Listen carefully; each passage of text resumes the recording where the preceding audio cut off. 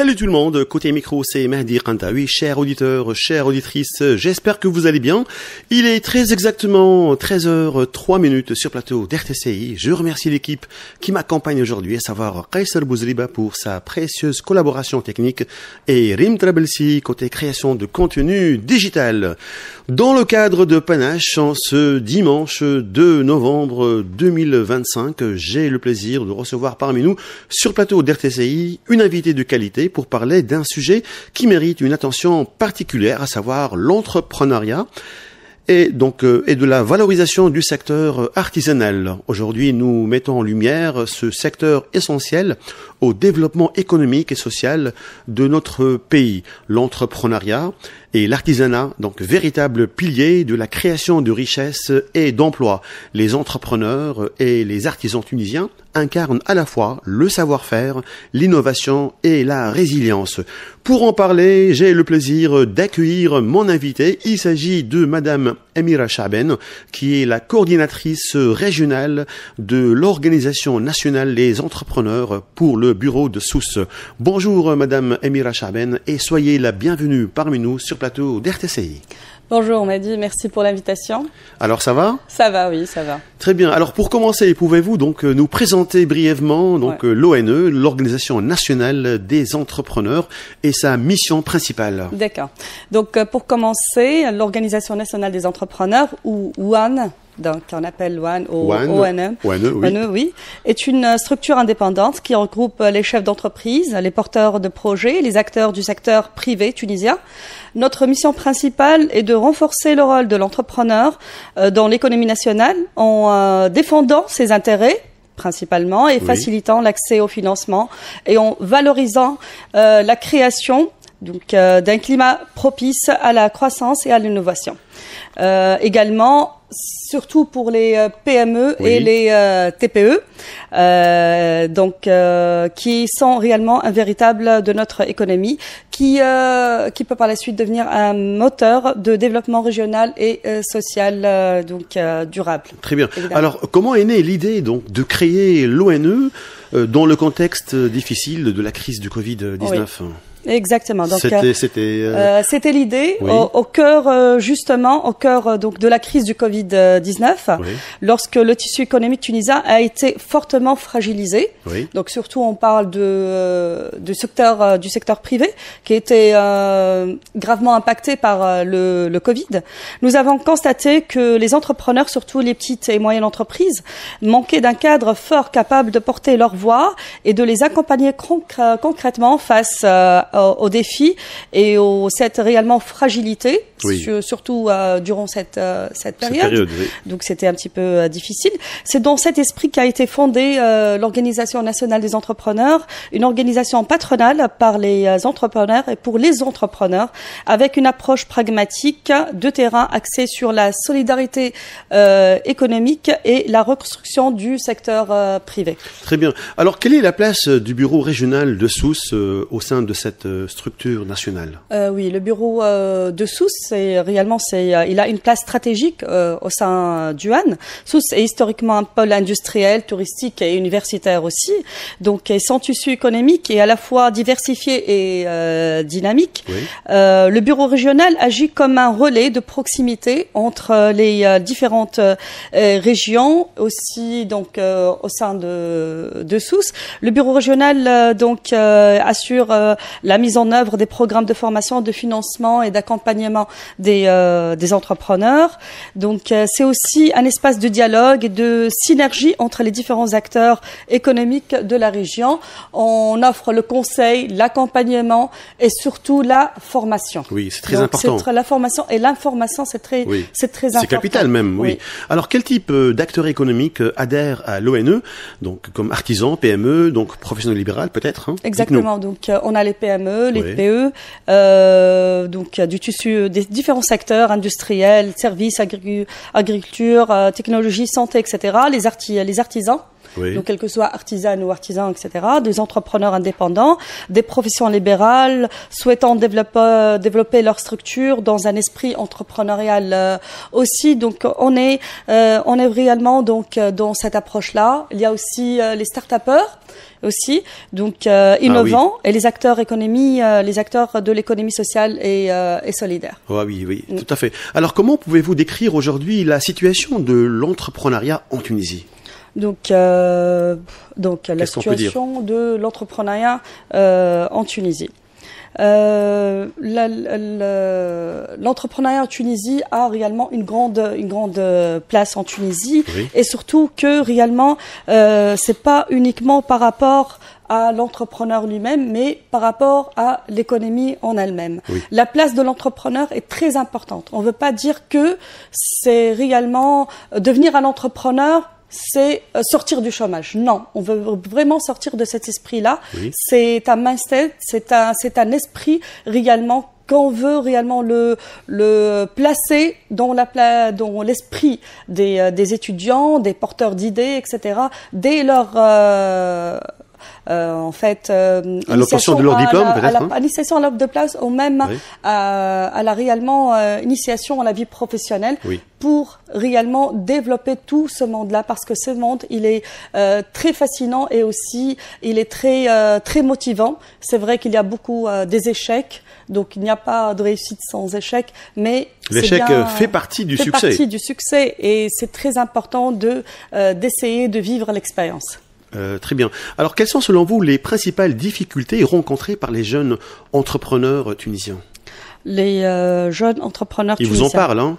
Ils en parlent, bien sûr. Donc, c'est surtout réellement l'accès à l'information, surtout l'information et la formation, l'accompagnement, aussi la rigidité du secteur public, on va dire, pour réellement créer leurs projets. Oui. Surtout, donc ça, on trouve réellement beaucoup des jeunes qui ont du mal à initialiser leurs projets. Suite à ça, aussi l'accès au financement, c'est aussi un des défis. Ça prend du temps, peut-être, parfois. Ça prend du temps réellement, surtout avec certaines structures de financement. Oui. Donc, il faut vraiment prendre du temps pour avoir l'accès à ce financement-là. Très bien. Alors, comment l'ONE agit-elle concrètement pour soutenir ces jeunes porteurs de projets? Ces jeunes porteurs de projets, à travers également donc le coaching. Oui. On met trop en relief réellement l'idée de coaching one-to-one, etc. L'accompagnement personnalisé pour ces porteurs de projets, la formation, aussi l'information, elle est très importante. Aussi, on a plusieurs projets comme projet WARD là, qui est un projet qui est en cours de réalisation avec des porteurs d'idées, des porteurs de projets, surtout des idées innovantes qui, on les accompagne durant une certaine période pour réaliser leurs rêves ou leurs Dans quel domaine généralement ces projets? Dans différents domaines. Donc, touchant peut-être plusieurs secteurs d'activité. Hein? Exactement. Surtout que l'idée, elle devrait être pertinente et innovante. On joue sur ce point-là qui est très important oui. Pour créer leur place et pour réellement donc créer de l'impact et la valeur ajoutée par rapport aux autres projets.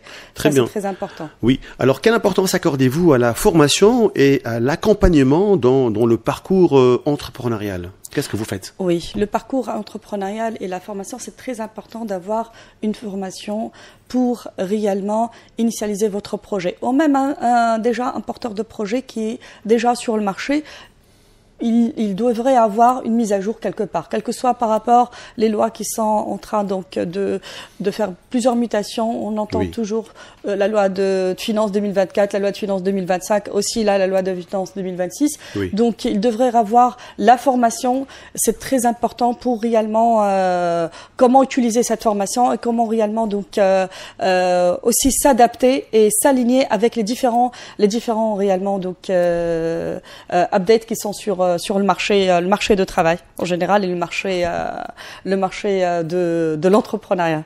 Très bien. Alors, quelle place occupe aujourd'hui l'artisanat dans l'économie régionale? L'artisanat joue un pôle clé dans l'économie régionale. Oui.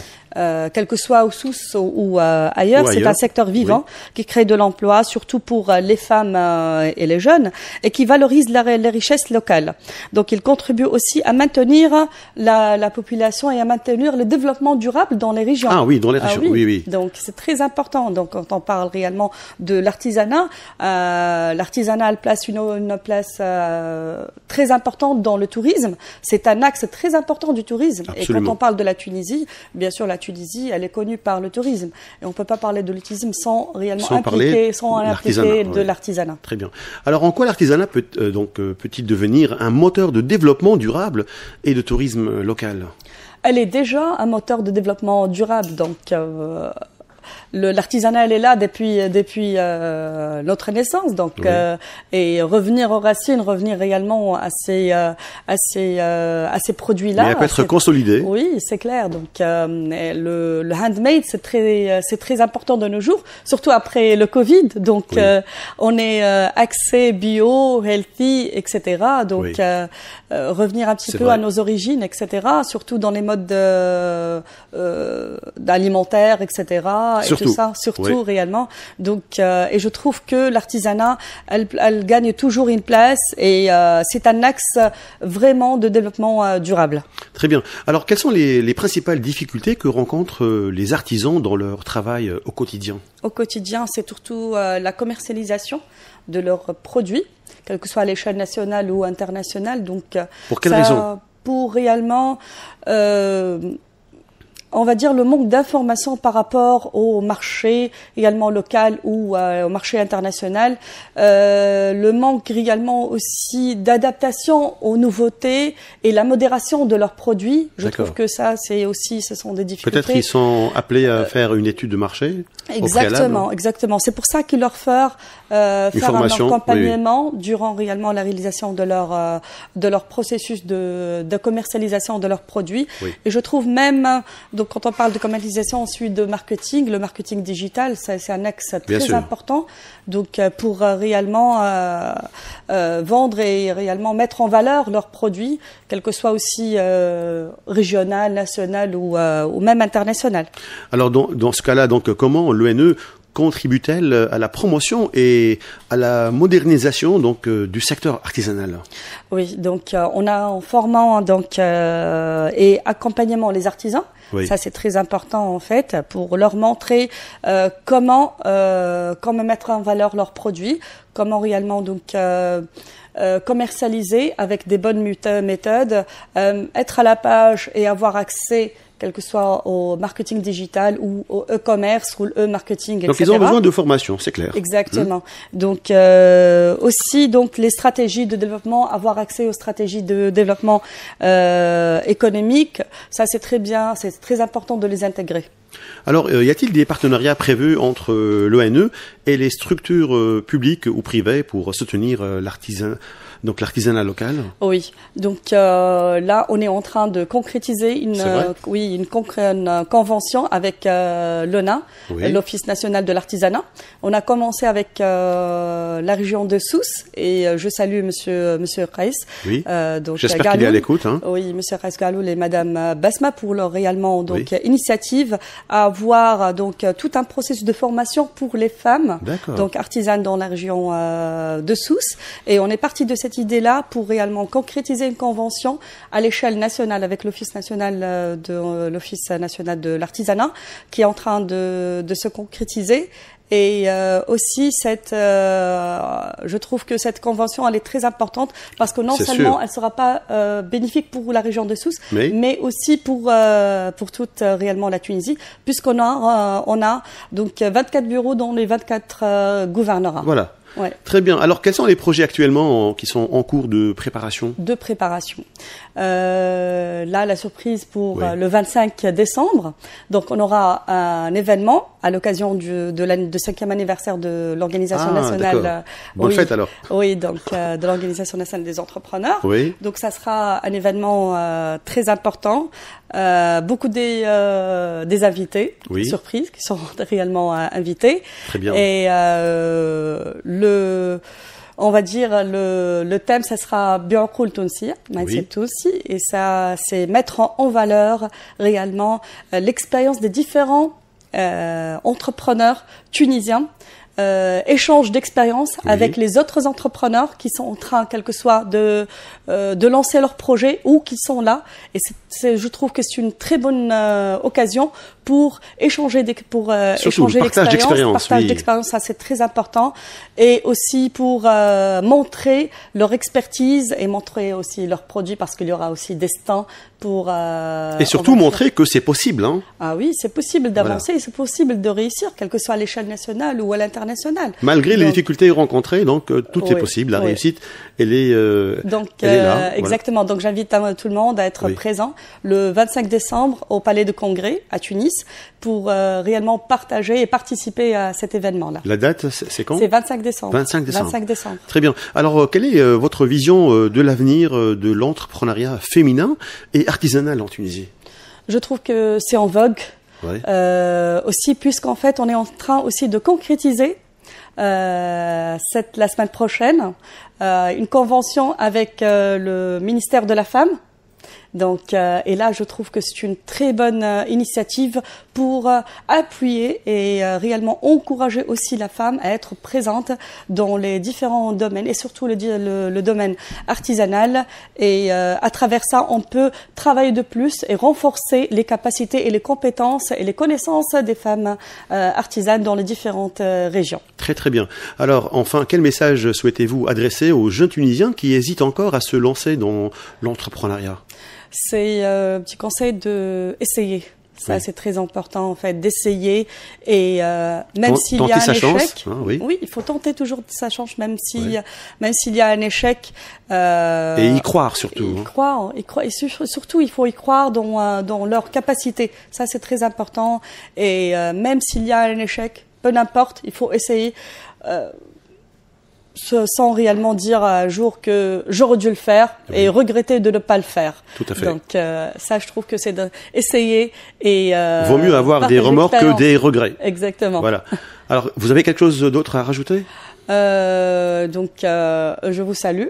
Je salue réellement Yassine Guar, le président de l'Organisation nationale des entrepreneurs, et les différents bureaux régionaux de la Tunisie pour réellement leurs efforts et aussi leur contribution à réellement avoir une grande place et créer la place de l'entrepreneuriat en Tunisie. Très bien, c'était votre mot de fin alors. Oui, merci. Très bien, donc l'interview touche à sa fin, donc merci Madame Amira Chaaben. Je rappelle que mon invité était Madame Amira Chaaben, qui est la coordinatrice régionale de l'Organisation nationale des entrepreneurs pour le bureau de Sousse. Madame Amira Chaaben, merci pour ce bel échange par rapport à ce sujet, au cœur des préoccupations donc du moment, à savoir l'entrepreneuriat et de la valorisation du secteur artisanal. Je remercie l'équipe qui m'a accompagné aujourd'hui, à savoir Kaiser Bouzriba pour sa précieuse collaboration technique et Rim Trablsi côté création de contenu digital. Et côté micro, c'était là Mehdi Kantawi. Mesdames et messieurs, je vous remercie de nous avoir suivis dans l'espoir de vous retrouver la semaine prochaine et à la même heure. Soyez au rendez-vous avec panache. D'ici là, portez-vous bien, amusez-vous bien et surtout ne cessez pas de nous écouter et restez toujours fidèles à nos ondes d'RTCI. Allez, bye.